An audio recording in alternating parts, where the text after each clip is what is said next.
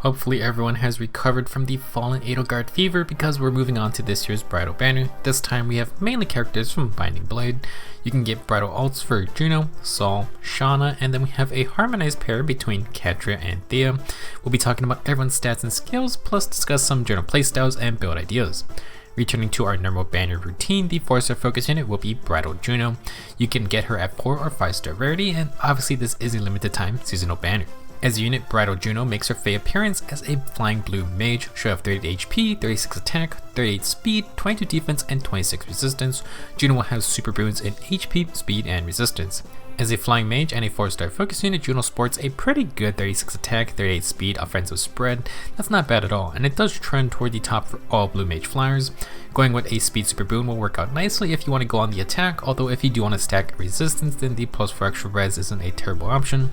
For old skills, Juno has Ardent Sacrifice as her assist skill, and then she'll also come with attack and speed form and aerobatics. Both of those skills are only available on 5-star units, so if you really want them, this is your best chance. Aerobatics is also a sacred seal though. For her inheritable blue tome, Bridal Juno is spreading the love with the Love Bouquet Plus. This is a 12-my tome that grants plus 4 attack and res to allies within 2 spaces. Additionally, if the user is within 2 spaces of an ally, they will also receive the same plus 4 attack and res during combat. Very simple support type weapon that can benefit the user a bit.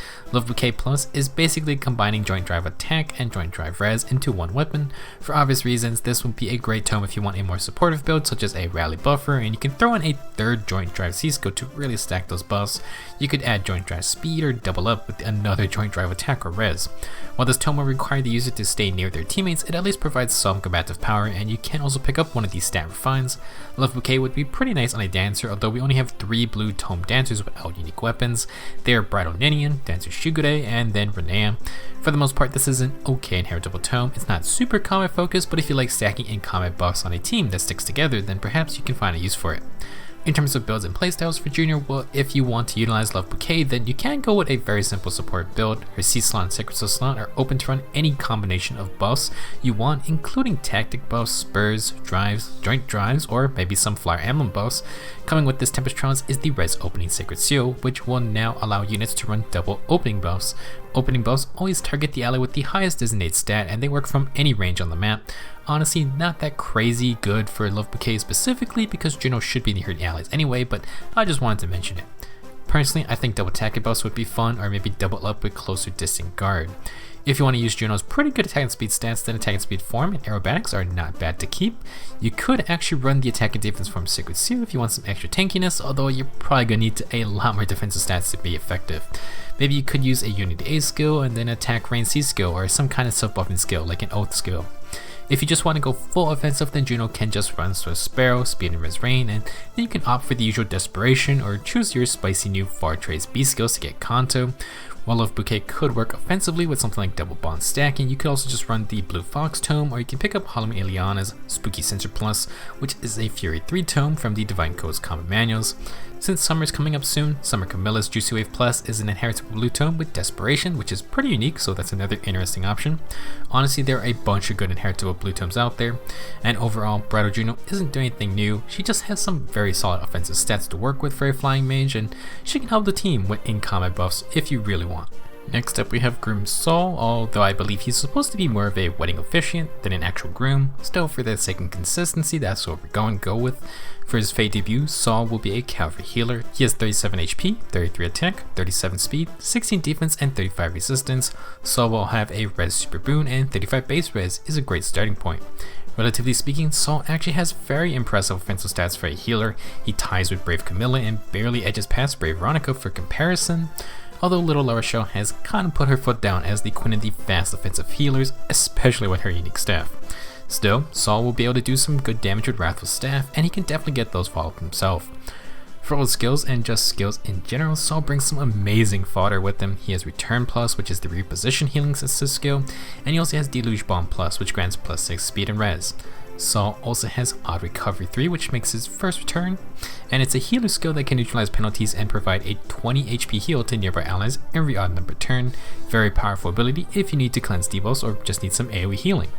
Saul will actually have his own inheritable staff, the Observant Staff Plus. This 12-might staff requires the user to be within 3 spaces of a support partner pair, excluding the user. If you can achieve this, then the user gets +6 total stats and neutralizes enemy field bells during combat. Wow, so actually quite an interesting weapon. This is a very similar weapon to Nina's Refine in that you need to have 2 allies in an ally support together, and the user must be within 3 spaces of both of those units. It does sort of restrict your movement, but Observant Staff I believe grants the most combative power out of all the inheritable staffs. It does not provide any team support. It's a very selfish weapon for the healer. To be honest, I think this would be a very fun staff to mess around with for a combat medic build. It gives a lot of survivability and works nicely with things like bonds, forms, or Unity A skills. Now, the bad part is that since it requires ally support to be active, Observant Staff cannot be used in the hands of enemy AI. I think this could have been an annoying staff for a super tanky healer on a defense team, but we're gonna have to throw that idea out the window. Saul will also be bringing the Colorless Dual Cavalry 4A skill with him, +5 HP, +2 to all other stats, and you increase the BST when you're calculating arena score. As a reminder, we never got dual cavalry skills originally, so this is the first one for Colorless Cavs. You will need to spend all 4 skill inherent slots on just this skill. Cavalry units have the lowest BST, so technically they benefit the most from the boost, but do also keep in mind that healers do not score very high due to their skill options. If you want to dive into the arena scoring metagame, then you're going to want to double check just how much more points you're going to get and if that's fine with you. Now, in terms of builds, Saul is pretty decked out, at least in terms of his healing skills. Return Plus, Deluge Bomb Plus, and Odd Recover are all fine to keep, but you can customize to your liking. Observant Staff Plus is interesting as it can make Saul a decent offensive threat with the usual Wrath for Dazzling Staff combo. You could tack on an offensive Sacred Seal like Attack and Speed Solo, Attack and Speed Bond, or the upcoming Blade Session Seal.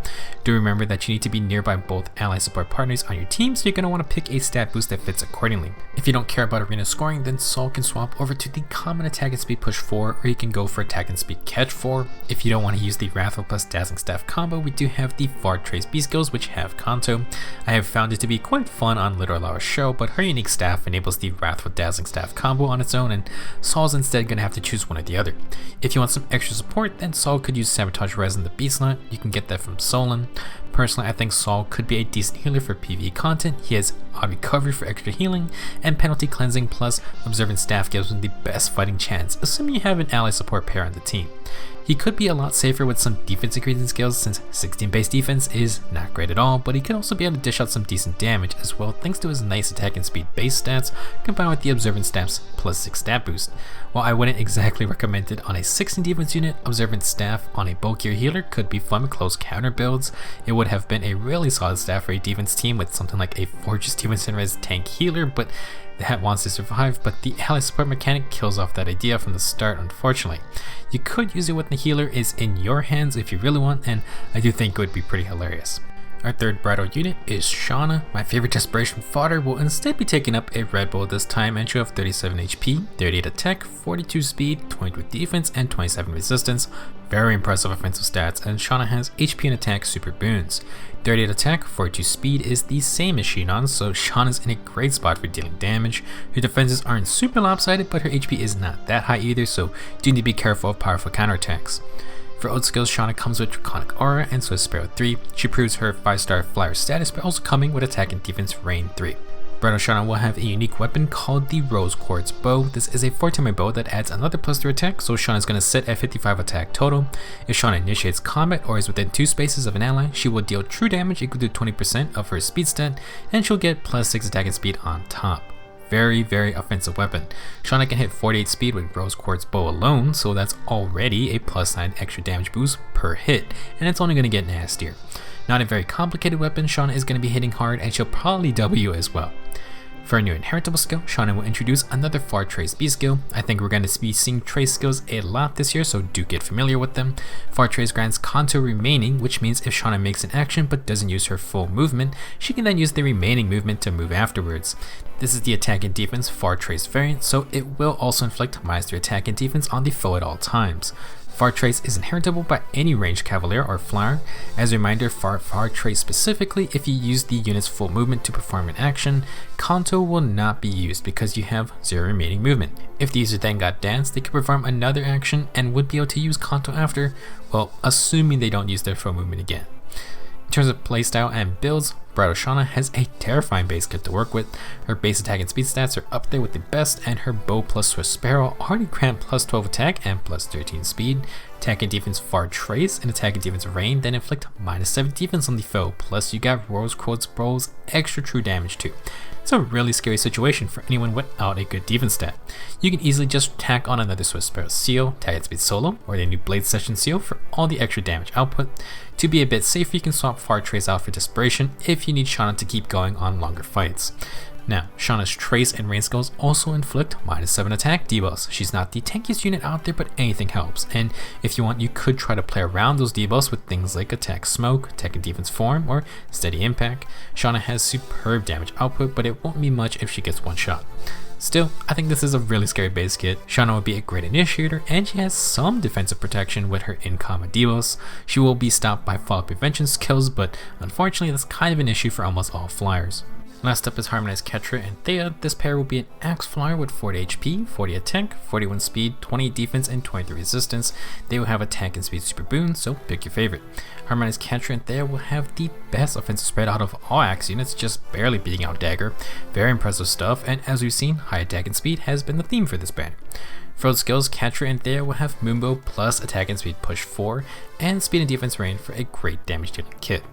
Things indeed get a much scarier with her unique weapon, the Wedding Bow Axe. This 16-minute axe is a special trigger, and if Catria's initiating or is within 2 spaces of an ally, she gets plus 6 attack and speed.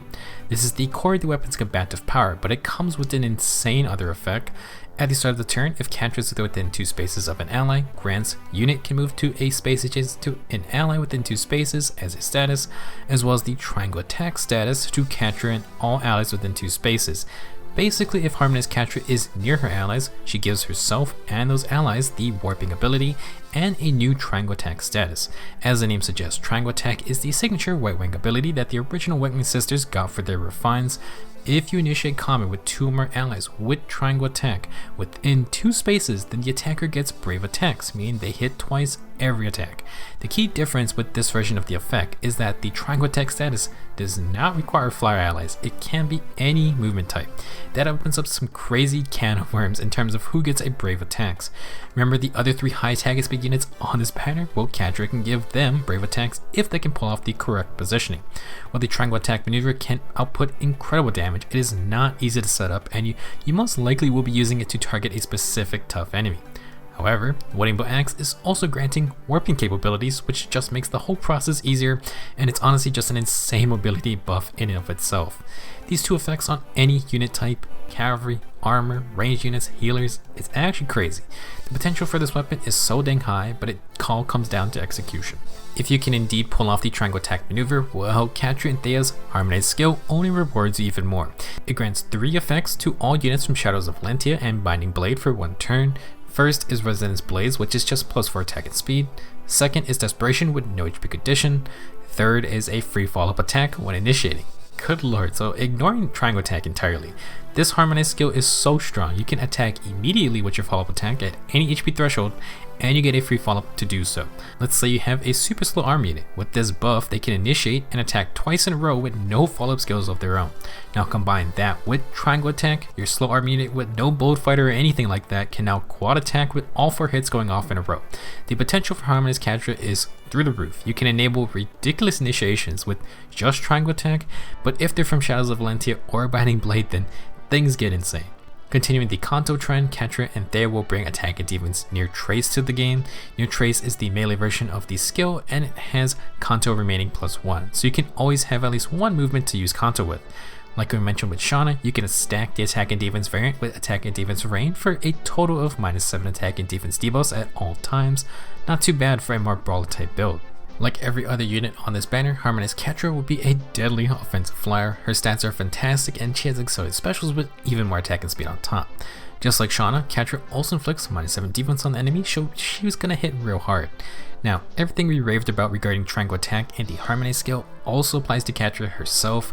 Just like OG Catria, she can use Triangle Attack with accelerated specials, which can lead to some deadly special combos. If she ends up quadding, that's 2 Moonbow procs, and if you have Heavy Blade, well, things are going to get really insane. In regards to the mobility portion of Wedding Bow Axe, you can kind of think of it like having every single flyer mobility skill at once. Since the warping buff applies to Catria, that's like having flyer formation and aerobatics. With the buff going to any ally within 2 spaces, it's like a better version of air orders and ground orders. Plus, since allies can warp to Catria, that's like having guidance. Just an insane amount of mobility, and Catria and team will need any help they can get to proc triangle attack. It is a powerful tool, but it is not easy to pull off without leaving allies in a vulnerable position afterwards, especially for something like Aether Raids. Now, if it's for a defense team, then just getting the kill is more important, and unlike Observant Staff, Wedding Bow Axe does work on defense teams. You won't get the Harmonized skill, but Triangle Attack plus the insane mobility buffs are already strong enough. Now, you don't really have to replace anything for Catria Thea, but let's talk about some fun options. Attack and Speed Push can be replaced with Swift Sparrow or Attack and Speed Catch. You can use Dive Bomb or Desperation since the Harmonized skill only works 1 time. If you want more mobility, well, maybe to abuse Near Trace, Catria can use Odd Tempest for 3 movement, and to fly in with a Clutch Triangle Attack or use the Harmonized skill from across the map, you can use Wings of Mercy. Interestingly, the new Blade Session Sacred Seal has really scary potential with this Triangle Attack playstyle, since you need to set up anyway. If you treat Triangle Attack as a sort of finisher move, then it's easy to get Blade Session's full +9 attack and speed boost, move 2 units into position, then send Catria in to bop the enemy. If you only move 1 unit, Blade Session already outperforms Swift Sparrow 2 and attack and speed bond 3, so it's not a bad Sacred Seal if you're feeling a bit risky. All in all, Harmonized Catria Thea are solid offensive units, but the ability to give warping and triangle attack to any unit within 2 spaces is what makes them real special.